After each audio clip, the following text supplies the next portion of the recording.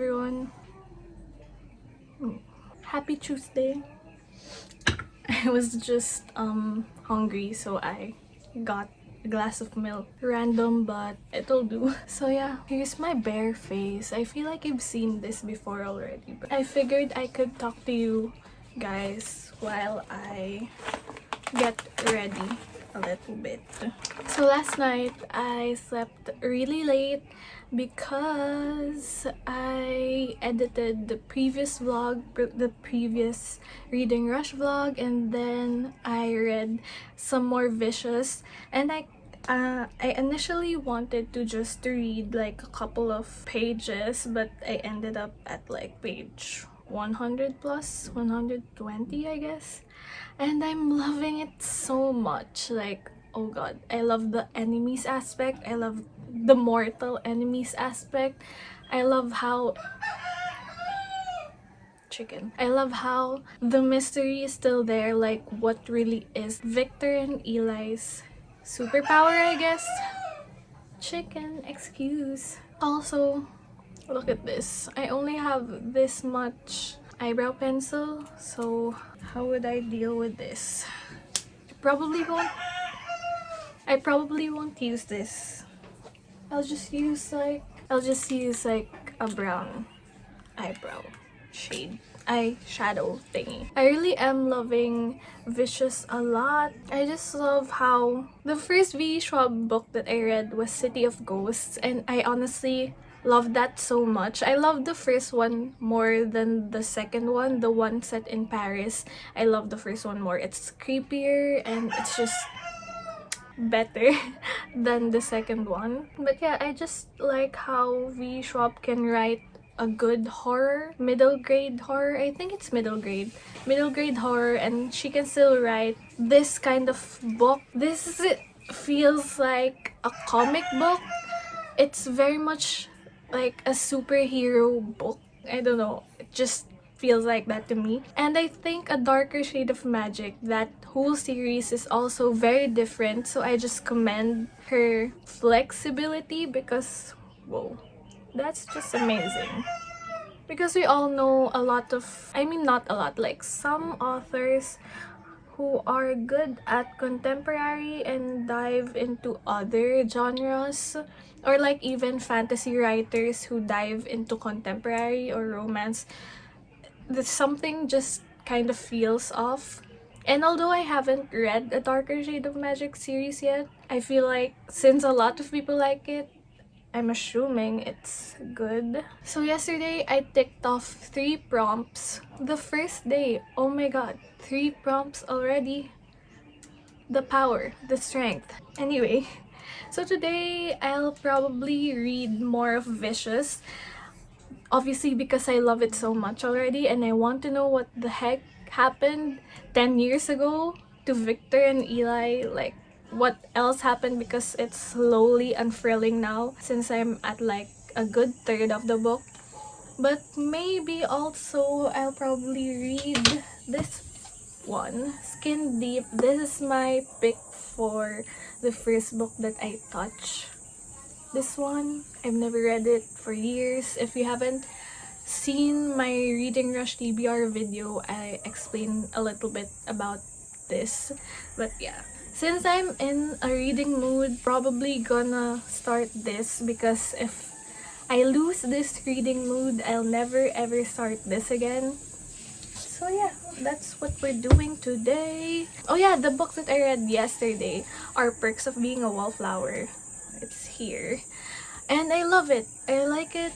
I mean, I don't really love it, but I like it. And I kind of thought about how I processed it as a high school student, because a lot of the things that were discussed in the book, it's not just like a coming of age story. There's like mature themes in this one. There's even like homophobia, I think, and there's this grandfather who's extremely racist. So I don't know if I picked up on that when I was in high school, or if my other classmates picked up on that, because this was a popular book when I was in high school. Like, this was everything. A lot of people captioned their Facebook photos with "Dear friend, blah blah blah, Charlie, cha cha cha."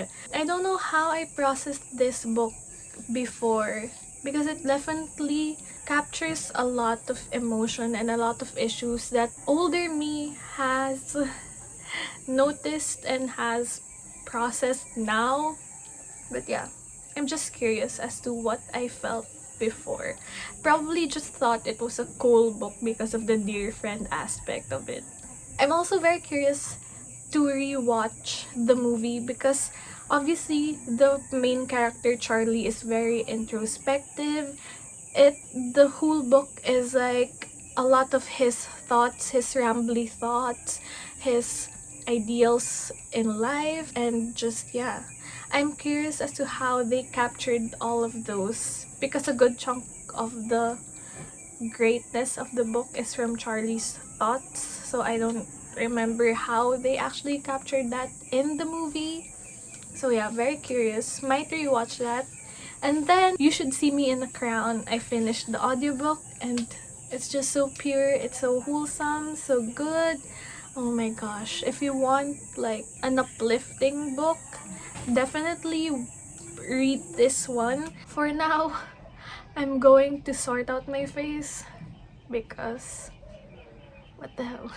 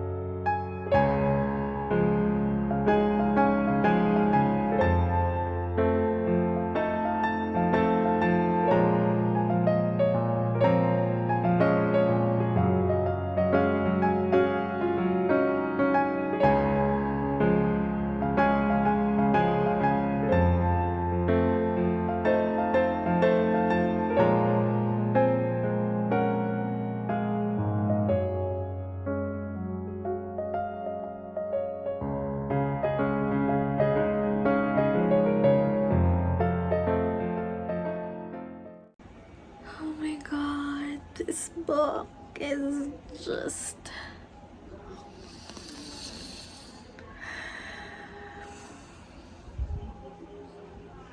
Hello, so update, it's like 2 p.m. now and I finished Skin Deep by E.M. Crane. I never knew what this was about, but now I know. I still don't know what I feel about this book, but I'll probably give it like 3 stars. There were definitely parts where I almost cried, but I held it in. But that's only because one of the characters in this book has cancer, and my aunt recently died because of cancer, so that just hit a little too close to home. So yeah, there are some serious issues tackled in this book. So there's the cancer thing, and then there's the suicide, and then there's the protagonist's issues in life. So yeah, it's very it's kind of a poetic book. It's very character driven. Nothing really happens too much in this book, but yeah, it reminds me of the Japanese short stories that I've read a few months back, but this is a little bit milder compared to those in terms of poeticness. Poet something. Yeah, finished this, so now I'm gonna read Vicious in my phone, my other phone, because my dad is using the iPad, so I'll have to read here. I'm reading Vicious on Scrib. So yeah. So I only have Vicious, The Hunting Party, and Lovely War to read. Those are the remaining books, and also if I still have time and if I still have the will and motivation, I'm gonna read Crazy Rich Asians.